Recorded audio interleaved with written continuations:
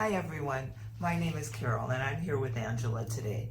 Here in Sedona, I've been doing readings, of course, for people, mediumship, psychic readings. But one of the main things that I do that most people don't really know about is the plant spirit medicine. Right. And that is part of the shamanic work that I do.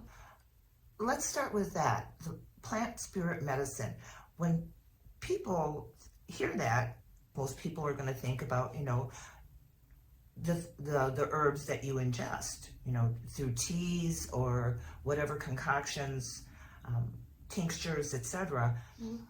But as I understand it, you actually work with the essence of the plant? Yes, I work with the spirit of a plant. So the spirit of a plant is different than the medicinal properties. The medicinal is, that's when we ingest, of course. And plant medicine has become a very popular thing. Yes, it has. And a lot of people are using plant medicine to assist them in their awakenings and in healing whatever it is that they're needing help with. But I actually do plant spirit medicine. So this is different, where I have actually created a relationship to the plants myself, and it's not through ingesting them.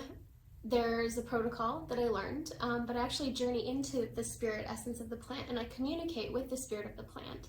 I ask it what its properties are, what its benefits are, what it can do to help people heal. And this is all in conjunct with what's called original Chinese medicine. So it's kind of a shamanic version of Chinese medicine.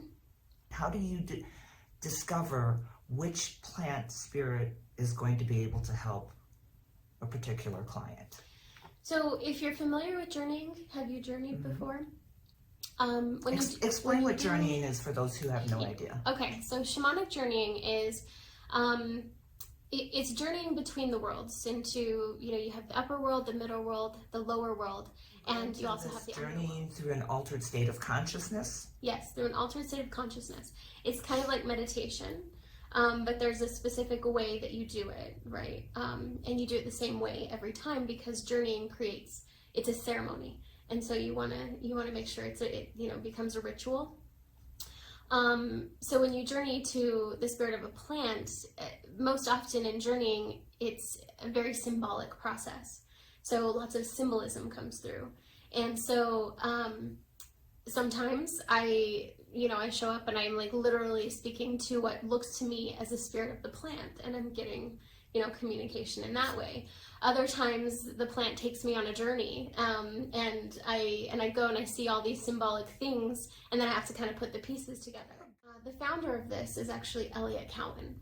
So there's a book called Plant Spirit Medicine, and Elliot Cowan is the father of it in the way that I learned it. And my shaman learned it directly from him. There are certain plants that are sort of the primary. So you just start sitting with the plants that are calling to you.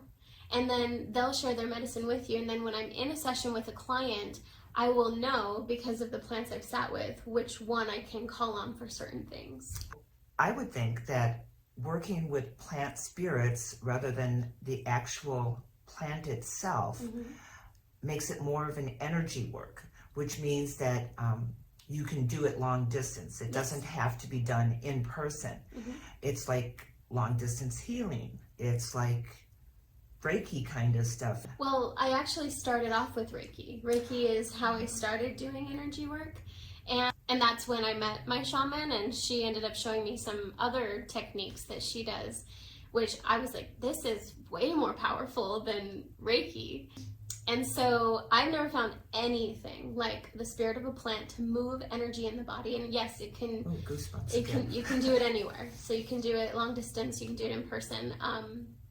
There's no limit to that. Right. You're actually working with the essence of the plant. So you have the entire community, the entire essence of the peppermint plant, or you have the entire consciousness of ragweed or whatever you might be working with.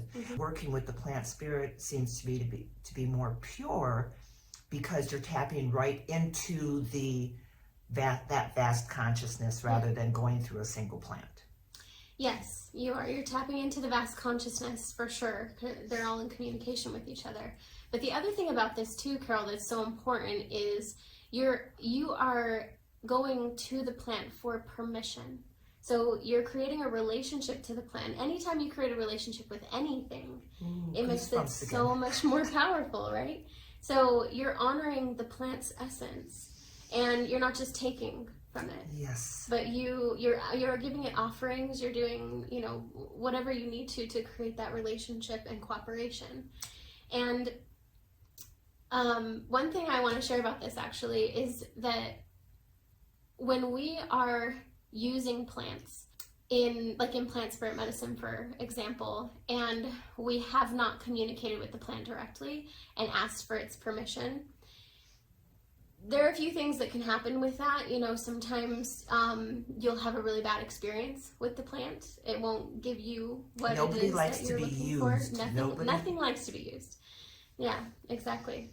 And so plants, you know, they have a beautiful spirit essence, but they can create negative entities as well. The medicine woman who taught me some very important things, she was Kiwe Dinakwe.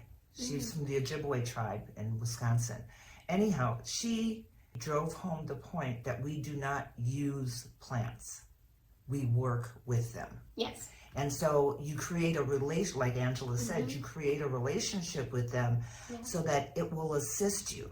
Because no entity, no living entity wants to be used. It's not a good feeling when somebody uses you. So we create relationships with it, which Angela has learned to do. You know, I have my little book so far. So if you have any questions, if you're curious about how plant medicine works, plant spirit medicine, that's an important distinction. Yes. Just comment or below. Angela will answer those questions below. And so if you comment, it does two things. It will up the algorithms so that the news can get out to more people. And the question that you ask or the statements that you make will probably be something that other people are thinking about but aren't willing to step forward and make that statement or ask that question. So any questions you have, please comment below and Angela will address them. I can personally tell you that, and I think a lot of very sensitive people would agree, that you can actually feel when a plant is asking for assistance. When it started for me, I could hear this little tiny voice that would go, "I'm thirsty." I'd be like, "Oh, baby, I'm so sorry, I forgot." Yeah. I'll walk into a room and a plant will immediately grab my attention. And I'm like, "Oh, hi, I'm so sorry. You need water," or whatever, you know. I know it sounds goofy, woo-woo, whatever, but it is a real experience. And once you start paying attention, if you walk into a room and you feel a pull to your left or to your right, look over there. And if it's a plant, all you have to do is acknowledge it and it will say so. You don't have to ask it a question, just acknowledge it and it will tell you whatever it thinks you need to know.